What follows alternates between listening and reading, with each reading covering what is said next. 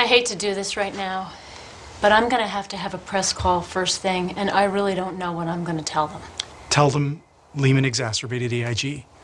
The simultaneous payouts of CDOs and credit default swaps put catastrophic pressure. Go back further. The global pool of investment capital. She has to do this in English. Start with the homeowners. Okay, here's how you explain it. Wall Street started bundling home loans together, mortgage-backed securities, and selling slices of those bundles to investors. And they were making big money.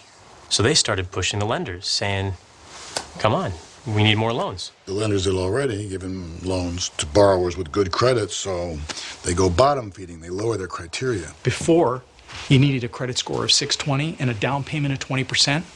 Now they'll settle for 500, no money down. And the buyer, the regular guy on the street, assumes that the experts know what they're doing.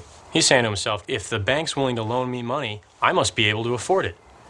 So he reaches for the American dream. He buys that house. The banks knew securities based on shitbag mortgages were risky. You'll work on shitbag. So to control their downside, the banks started buying a kind of insurance. If mortgages default, insurance company pays. Default swap.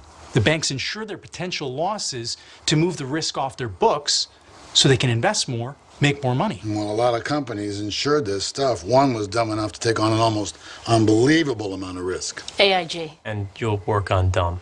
And when they ask me why they did that? Fees. Hundreds of millions in fees. AIG figured the housing market would just keep going up, but then the unexpected happens. Housing prices go down. Poor bastard who bought his dream house, the teaser rate on his mortgage runs out, his payments go up, he defaults. Mortgage-backed securities tank. AIG has to pay off the swaps.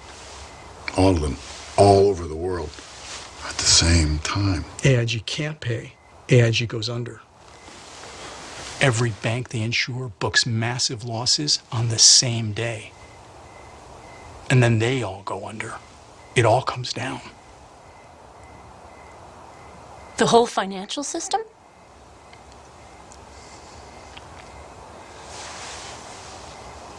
And what do I say when they ask me why it wasn't regulated? No one wanted to. We were making too much money.